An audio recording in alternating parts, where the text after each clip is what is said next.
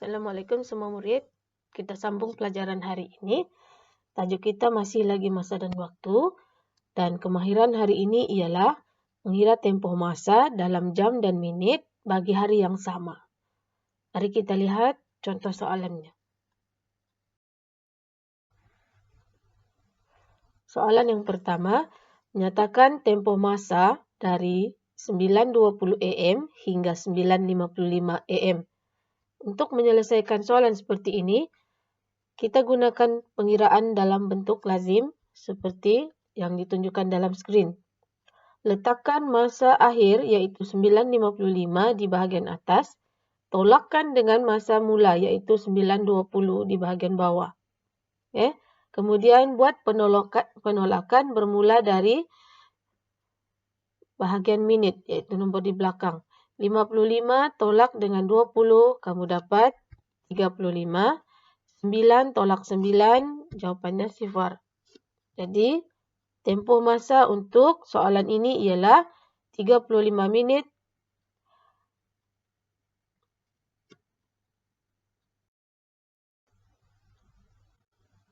Soalan kedua, nyatakan tempoh masa dari 5.20 PM hingga 8.20 PM.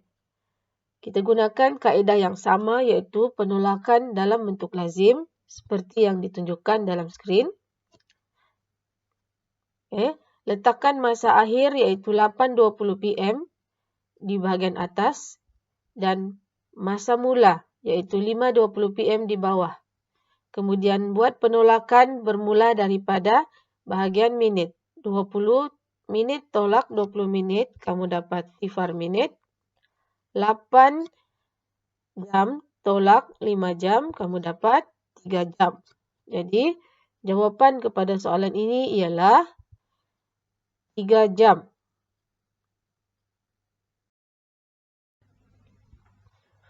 Contoh seterusnya, nyatakan tempoh masa dari jam 8.30 hingga jam 14.10.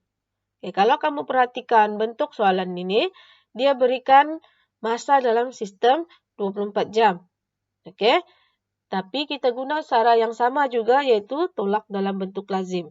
Seperti yang ditunjukkan dalam skrin. Letakkan masa akhir iaitu jam 14.10 di bahagian atas dan jam 8.30 di bahagian bawah. Perhatikan bahagian minit. 10 minit tidak cukup untuk menolak 30 minit. Jadi, kamu kena pinjam 1 jam daripada 14. 14 pinjam 1 tinggal 13. Kemudian, 1 jam yang dipinjam itu ditukarkan kepada minit. 1 jam bersamaan 60 minit. 60 minit tambah dengan 10 minit akan menjadi 70 minit. Sebab itu munculnya 70 minit di bahagian atas ini. Sekarang kamu boleh tolak sudah. 70 minit tolak 30, kamu dapat 40. 13 tolak 8, jawapannya 5. Oleh itu, tempoh masa bagi soalan ini ialah 5 jam 40 minit.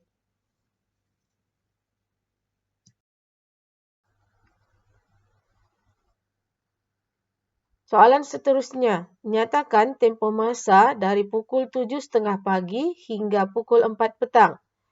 Baik, soalan ini dalam bentuk sistem 12 jam. Jadi, kalau kamu perhatikan soalan ini, bila kita susun dalam bentuk lazim, kamu akan dapati 4 petang ini tidak cukup untuk tolak 7.30 pagi. Jadi, caranya ialah kita kena tukarkan masa yang diberikan itu dalam sistem 24 jam.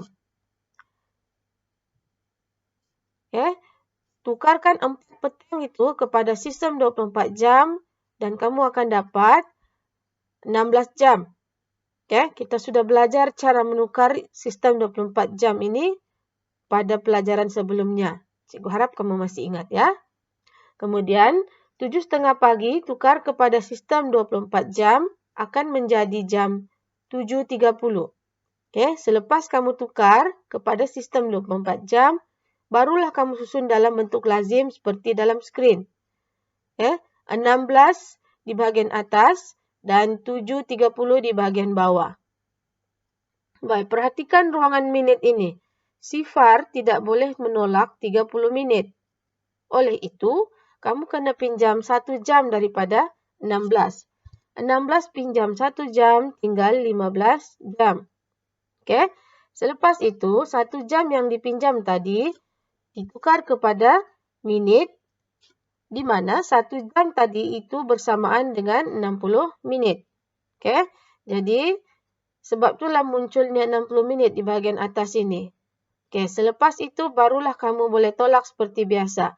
60 tolak 30, kamu dapat 30 minit. 15 tolak 7 dapat 8.